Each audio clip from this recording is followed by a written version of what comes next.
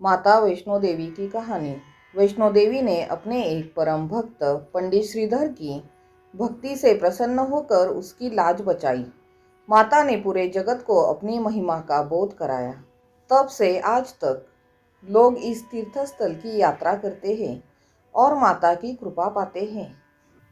कटारा से कुछ दूरी पर स्थित हंसाली गांव में मां वैष्णवी के परम भक्त श्रीधर रहते थे। वे निसंतान होने से दुखी रहते थे। एक दिन उन्होंने नवरात्रि पूजन के लिए कुंवारी कन्याओं को बुलाया। मां वैष्णो देवी कन्या वेश में उन्हीं के बीच आ बैठी। पूजन के बाद सभी कन्याएं तो चली गईं, पर मां वैष्णो देवी वही रही और श्रीधर से बोली, सबको अपने घर भंडारे का निमंत्रण दे आओ। श्रीधर ने उस दिव्य कन्या की बात मान ली और आसपास के गांवों में भंडारे का संदेश पहुंचा दिया। वहां से लौटकर आते समय गुरु गोरखनाथ व उनके शिष्य बाबा भैरवनाथ जी के उनके दूसरे शिष्यों को भी भोजन का निमंत्रण दिया।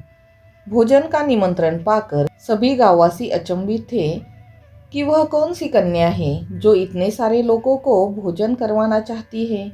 इसके बाद श्रीधर के घर में अनेक गांववासी आकर भोजन के लिए जमा हुए। तब कन्या रूपी मां वैष्णो देवी ने एक विचित्र पात्र से सभी को भोजन परोसना शुरू किया। भोजन परोसते हुए जब कन्या भैरवनाथ के पास गई, तब उन्होंने कहा कि मैं तो खीर पूड़ी की जगह मांस खाऊंगा और मदिरा पान करूंगा। तब कन्या रूपी मां ने उसे समझाया कि यह ब्राह्मण के यहाँ का भोजन है, इसमें मांसाहार नहीं किया जाता। किंतु भैरवनाथ जानबूझकर अपनी बात पर अड़ा रहा। जब भैरवनाथ ने उस कन्या को पकड़ना चाहा, तब मां ने उसके कपट को जान लिया। मां वायु रूप में बदलकर त्रिकुटा पर्वत की ओर उड़ चली। भैरवनाथ भी उसके पीछे गया। माना जाता है कि मां की रक्षा के लिए पवन पुत्र हनुमान भी थे। हनुमान जी को प्यास लगने पर माता ने उनके आग्रह पर धनुष्य से पहाड़ पर बाण चलाकर एक जलधारा निकाली और उस जल में अपने केश धोए। आज यह पवित्र जलधारा बाणगंगा के नाम से जानी जाती है। इसके पवित्र जल को पीने या इसमें स्नान करने से श्रद्धालुओं की सारी थकावट और तकलीफें दूर हो जाती है। इस दौरान माता ने एक गुफा में प्रवेश कर 9 माह तक तपस्या की। भैरवनाथ भी उनके पीछे वहां तक आ गया। तब एक साधु ने भैरवनाथ से कहा कि तू जिसे एक कन्या समझ रहा है, वह आदिशक्ति जगदम्बा है, इसलिए उस महाशक्ति का पीछा छोड़ दे। भैरवनाथ ने साधु की बात नहीं मानी। तब माता गुफा की दूसरी ओर से मार्ग बनाकर बाहर निकल गई। यह गुफा आज भी ऊर्ध्व कुमारी या आदि कुमारी या गर्भजून के नाम से प्रसिद्ध है। ऊर्ध्व कुमारी के पहले माता की चरण पादुका भी है। यह वह स्थान है जहां माता ने भागते भागते मुड़कर भैरवनाथ को देखा था। गुफा से बाहर निकलकर कन्या ने देवी का रूप धारण किया। माता ने भैरवनाथ को चेताया और वापस जाने के लिए कहा, फिर भी वह नहीं माना। माता गुफा के भीतर चली गई। तब माता की रक्षा के लिए हनुमान जी गुफा के बाहर थे और उन्होंने भैरवनाथ से युद्ध किया। भैरवनाथ ने फिर भी हार नहीं मानी। जब वीर लंगूर निढाल होने लगा, तब माता वैष्णवी ने महाकाली का रूप लेकर भैरवनाथ का संहार किया। भैरवनाथ का सिर कटकर भवन से 8 किलोमीटर दूर त्रिकुट पर्वत की भैरव घाटी में जा गिरा।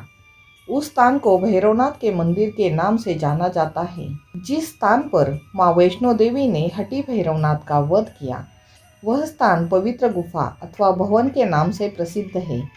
इसी स्थान पर मां महाकाली दाई तरफ, मां सरस्वती मध्य में और मां महालक्ष्मी बाएं में पिंडी के रूप में गुफा में विराजमान है। इन तीनों के सम्मिलित रूप को ही मां वैष्णो देवी का रूप माना जाता है। कहा जाता है कि अपने वध के बाद भैरवनाथ को अपनी भूल का पश्चाताप हुआ और उसने मां से क्षमादान की भीख मांगी। माता वैष्णो देवी जानती थी कि उन पर हमला करने के पीछे भैरव की प्रमुख मंशा मोक्ष प्राप्त करने की थी। उन्होंने न केवल भैरव को पुनर्जन्म के चक्र से मुक्ति प्रदान की, बल्कि उसे वरदान देते हुए कहा कि मेरे दर्शन तब तक पूरे नहीं माने जाएंगे जब तक कोई भक्त मेरे बाद तुम्हारे दर्शन नहीं करेगा। उसी मान्यता के अनुसार आज भी भक्त माता वैष्णो देवी के दर्शन करने के बाद करीब 3.25 किलोमीटर की खड़ी चढ़ाई करके भैरवनाथ के दर्शन करते हैं। इस बीच वैष्णो देवी ने 3 पिंड यानी सिर सहित एक चट्टान का आकार ग्रहण कर लिया और सदा के लिए ध्यान मग्न हो गई। इस बीच पंडित श्रीधर अधीर हो गए।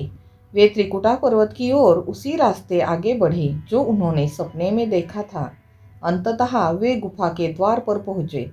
उन्होंने कई विधियों से पिंडों की पूजा को अपनी दिनचर्या बना ली। देवी उनकी पूजा से प्रसन्न हुई। वे उनके सामने प्रकट हुई और उन्हें आशीर्वाद दिया। तब से श्रीधर और उनके वंशज देवी माँ वैष्णो देवी की पूजा करते आ रहे हैं।